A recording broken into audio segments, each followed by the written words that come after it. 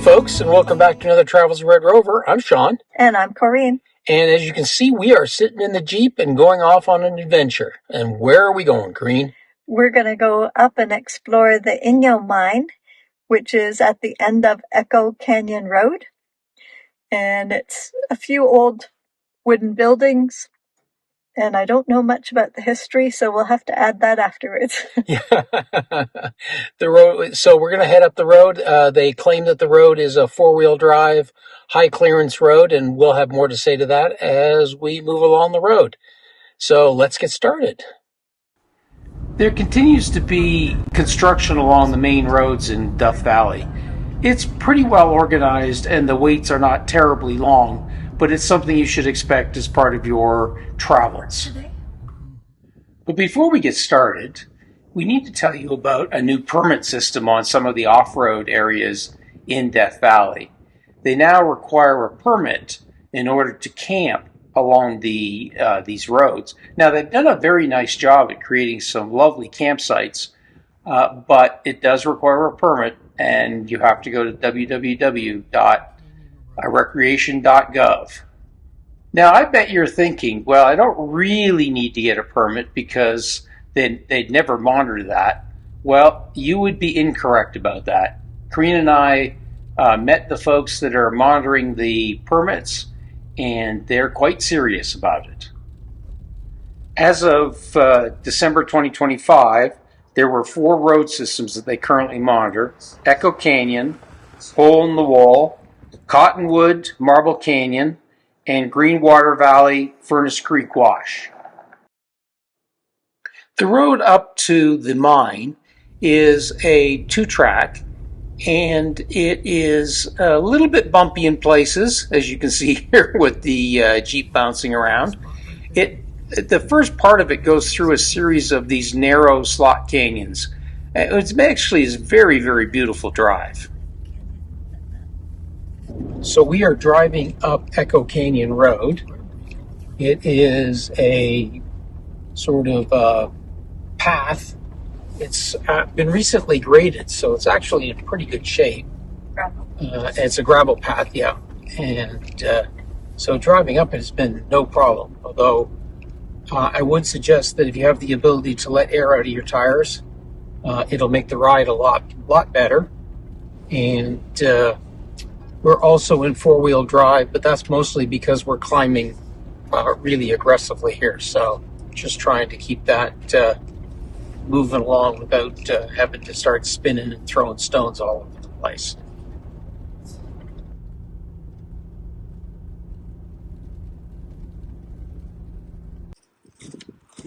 So we've found the eye. It's a little bit of an arch up there, more or less in the middle of the shot.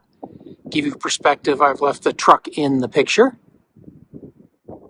So we've arrived at the Inyo Mine, and it is spread out along this mountainside here. So a good opportunity for a little exercise. One thing about old mining sites is there's always lots of broken glass and rusty cans. And my understanding is the Park Service don't want you touching them or removing them or moving them because they are historically representative of the area, and the archaeologists find them quite useful. So this looks like an old bunkhouse that they slept in. It's a wood construction, so it's probably fairly recent, like early 1900s, I suspect. I love finding how ingenious these guys often were, taking a barrel, fabricating a smokestack, and now we have heat. Well, this building's seen better days. It's pretty much collapsed now. It looks like maybe it was an old shop or something, maybe the foreman's cabin. And as you can see, we look back there, we've already walked up a fair bit of elevation from where we started. And that looks like where the ore would have come down and probably had some kind of either extractor or crusher over there. Well, we just have the floor of that building, so I have no idea what it might have been. There's 2 roads up to the mine. I'm on one and Corinne's on the other. I suspect maybe it was a one-way path. You went up one way, came down the other. And as you can see, it's both steep and very narrow. There's Sean working his way up the hill towards what we think is probably an entrance to a mine working. We're going to go up and explore. Here's what likely was some sort of stamp mill or milling operation to break up your rock. It has some railroad track coming into the back on the hillside, and over towards where Sean is, there's a mine shaft that probably was the place they brought the ore out. I don't know how far back the shaft went. We just traveled a little way in. We're here at the entrance to a mine shaft that probably fed to that mill that was just outside. This portion of the mine looks quite stable. I could see back in the back there some rock works and wood timber, so I'm not going to go beyond there since I don't know how strong those timbers will be. And it's getting darker, and I didn't bring a flashlight.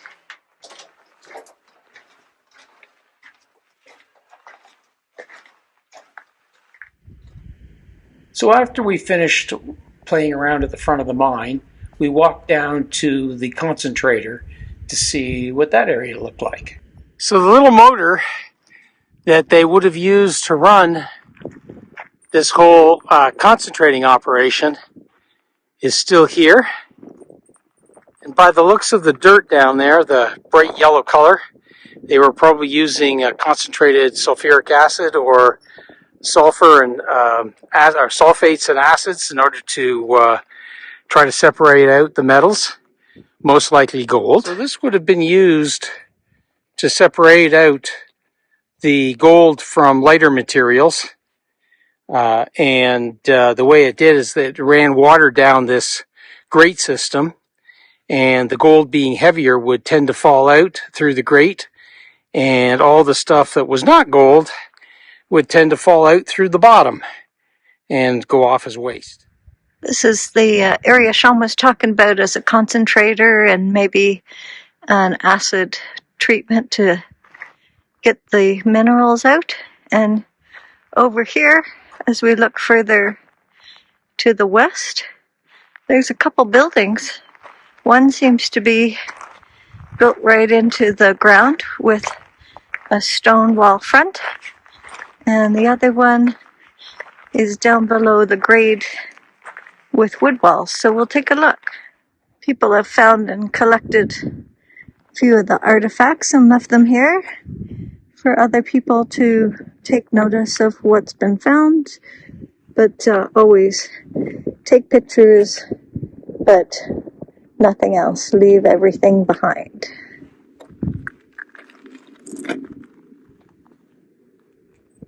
Here's the front entrance of this dwelling or building, and you can see the hillside grade up there behind. So it was built into the slope of the hill.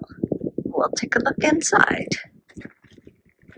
Now on the interior, it looks like it has become a bit of a nesting area based on the various plant matter and droppings in here.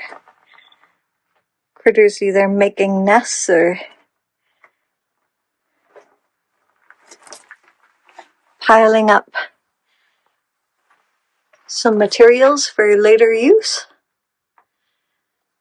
I don't know if this would have been like a storage shed, since it has all this shelving and it's not very large for making a home out of. Also, there's no indication of any heating in here, so maybe they kept some of their materials here. I don't know if they might have used dynamite and put it under this ground or not. This is the other wood structure. Looks like it originally had a wood roof, and When it started leaking, they used some corrugated metal to replace the wood roof. Going to the back, this area actually has a concrete pad that's leveled out, and there's a bit of wood around like it had walls and might have been part of this other wood structure or adjacent buildings, I guess. There's an interior view of the wood structure. Not much to it. It does have some mesh screen, as though someone had covered up the window with some bugs mesh. There's a shelf back there. No indication of bedding or bunks or what have you. It might have been another work shed for tools. So tell us what this is about.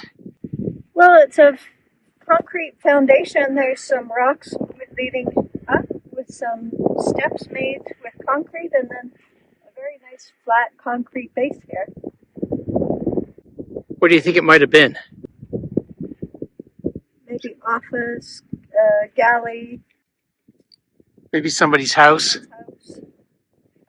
So we're walking down from the concentrator, and that is the building that we were talking about a minute ago that has the concrete floor. And there are a couple more shacks that we looked at much earlier over there. And here are a couple photographs that Corrine took during our visit.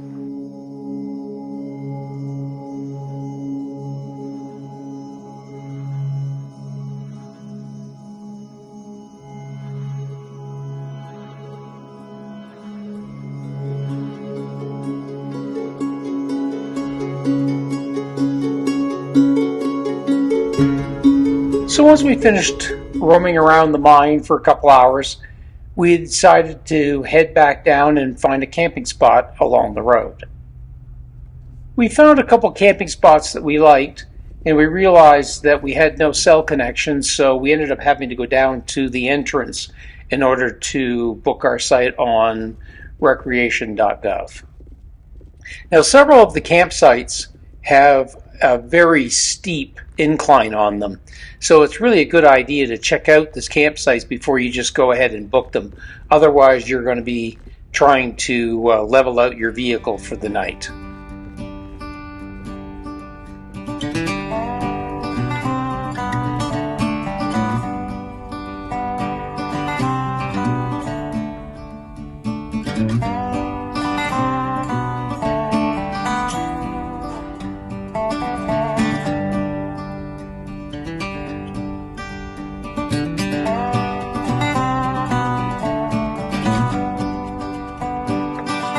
There's the eye of the needle as we come down the hill. It's more evident coming down than it is going up.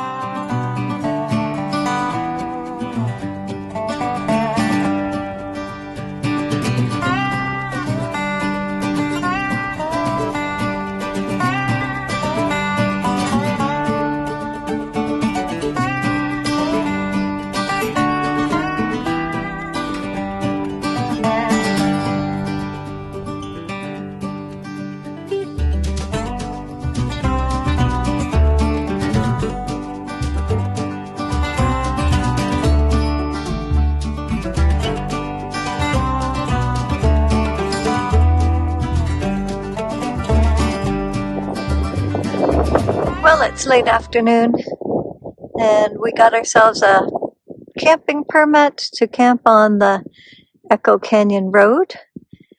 And this was our second choice of the campsites. The first choice was a little more open, not as shaded at this time of the day, but it was already taken, so we'll have to do with our second choice. As you can see, we're in the shade, and it's a bit windy here tonight. We tried to get the tent top to be angled so that we'd have less wind on the back tent part, but it just seems to be swirling a bit on us, so we're gonna have wind on the back tent no matter where we seem to park. We used some rocks just to level us off today. And we're not going to go out probably and do any photography tonight. It's about an hour and 30 minutes till sunset. Karina and I have a new toy. It's a little propane fireplace. So many places now don't let you use wood fires, and in fact, I'm so allergic to wood smoke that I really don't like being around them anyway. So this is the next best thing, and it's turned out to be just lovely.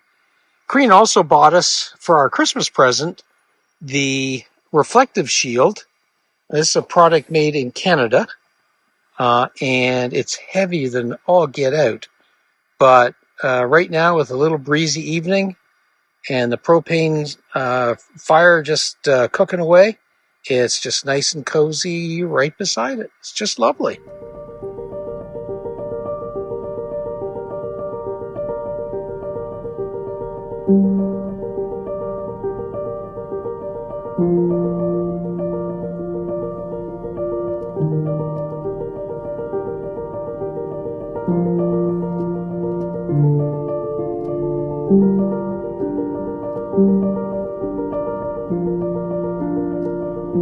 Well, it's time to bring this video to an end.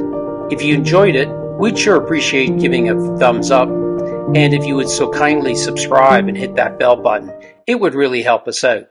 If you have any thoughts, comments, or corrections, don't hesitate to leave them down in the comment section. And until next time, bye for now.